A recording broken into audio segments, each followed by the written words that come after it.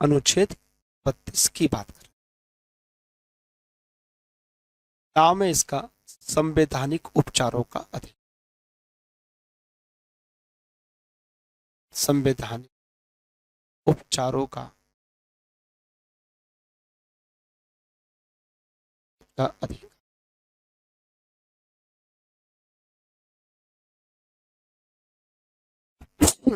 Sorry, एक बार अंबेडकर साहब ने कहा था कि अगर आप मुझसे ये पूछें कि पूरे संविधान में सबसे इंपॉर्टेंट कौन सा अनुच्छेद है, तो अनुच्छेद 32 कहूंगा, क्योंकि सारे अधिकार चाहिए चाहिए चाहिए और अधिकार दे रखे हैं। ठीक है, अधिकार ले लीजिए, लेकिन अधिकार लेंगे कैसे? कैसे लेंगे अधिकार? अधिकार लेने के लिए भी तो अधिकार चाहिए। आपको कह दिया गया कि भाई ऐसा है कि आपको ये एक रसगुल्ला है, रसमलाई है, ये आपको मिलेगी, लेकिन रसमलाई लेंगे कैसे?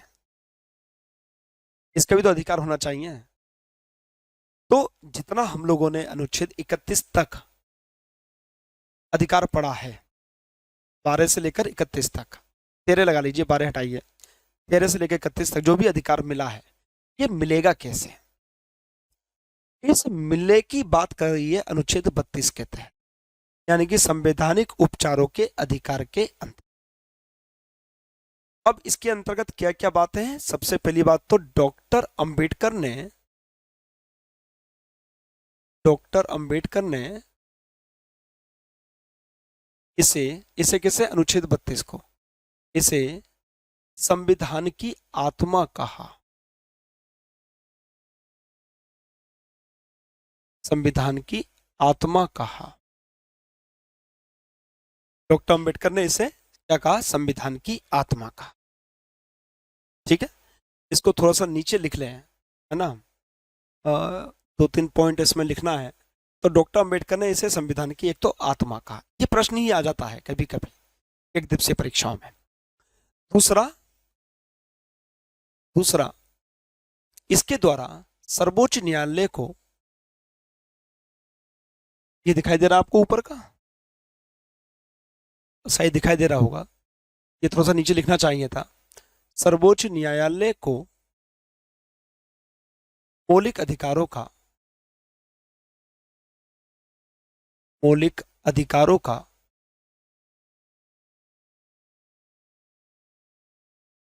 संरक्षक बनाया।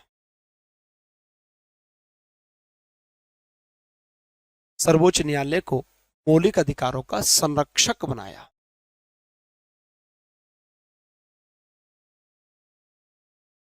ठीक है, 3 बातें निकल के आई। अनुच्छेद 32 के तहत एक तो संवैधानिक उपचारों का अधिकार है, मौलिक अधिकार मिलेगा कैसे? अनुच्छेद 32 में इसका उल्लेख है। डॉक्टर अंबेडकर ने इसे संविधान की आत्मा कहा है, दूसरा पॉइंट। तीसरा पॉइंट, इस अनुच्छेद 32 के तहत जो मौलिक अधिकारों का संरक्षक है, कौन रक्षा करेगा मौलिक अधिकारों की? वो है सुप्रीम कोर्ट। सर्वोच्च न्यायालय को मौलिक अधिकारों का संरक्षक बनाया गया इस अनुच्छेद के तहत, अनुच्छेद 32 के तहत। इसके द्वारा 5 रिट जारी करता है सुप्रीम कोर्ट। 5 रिट जारी करता है कौन? Supreme court. SC, supreme court लिख दिया मैंने। सुप्रीम कोर्ट 5 रिट जारी करता है। 5 रिट कौन कौन सी हैं? पहली है बंदी प्रत्यक्षीकरण, बंदी प्रत्यक्षीकरण। दूसरी है परमादेश। तीसरी है प्रतिषेध। चौथी है उत्प्रेषण। और 5वीं अधिकार प्रच्छा।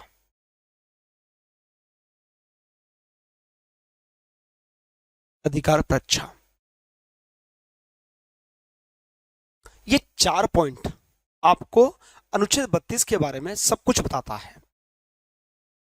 ठीक है, अनुच्छेद 32 संवैधानिक उपचारों का अधिकार है। डॉक्टर अंबेडकर ने इसे संविधान की आत्मा कहा। सर्वोच्च न्यायालय को मौलिक अधिकारों का संरक्षक बनाता है अनुच्छेद 32, और इसके तहत सर्वोच्च न्यायालय सुप्रीम कोर्ट 5 तरह की रिट जारी करता है: बंदी प्रत्यक्षीकरण, परमादेश, प्रतिषेध, उत्प्रेषण और अधिकार परीक्षा। 5 तरह की रिट जारी करता है। क्या रिट जारी करने की शक्ति क्या सिर्फ सुप्रीम कोर्ट के पास है? क्या मौलिक अधिकारों से संबंधित अधिकारों की रक्षा करने की शक्ति क्या केवल सुप्रीम कोर्ट के पास है या अन्य कोर्ट के पास भी है?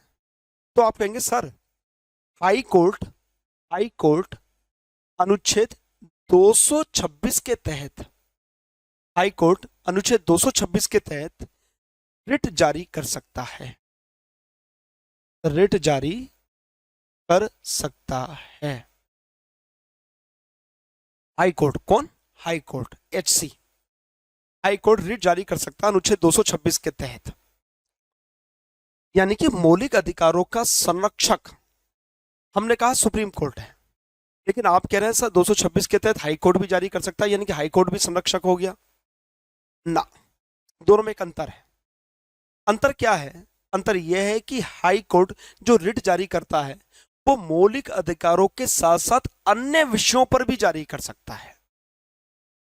मौलिक अधिकारों के साथ साथ अन्य विषयों पर भी रिट जारी कर सकता है, लेकिन सुप्रीम कोर्ट सिर्फ और सिर्फ मौलिक अधिकारों के उल्लंघन पर रिट जारी करता है। यानी कि आप कहेंगे कि सर, अगर हम लोग रिट जारी करने की शक्ति देखें, सुप्रीम कोर्ट और हाई कोर्ट की तुलना कर लें, 32 और 226 की अगर तुलना कर लें, तो किसका क्षेत्र ज्यादा व्यापक है? तो हाई कोर्ट का रिट जारी करने का क्षेत्र ज्यादा व्यापक है अपेक्षाकृत सुप्रीम कोर्ट के। सुप्रीम कोर्ट अनुच्छेद 32 के तहत केवल और केवल मौलिक अधिकारों के उल्लंघन पर ही रिट जारी करती है, और हाई कोर्ट अनुच्छेद 226 के तहत मौलिक अधिकारों के साथ साथ अन्य विषयों पर भी रिट जारी कर सकती है। यानी कि रिट जारी करने की शक्ति के अंतर्गत हाई कोर्ट के पास ज्यादा पावर है अपेक्षाकृत सुप्रीम कोर्ट। मेरे हिसाब से आपकी बात समझ में आई होगी।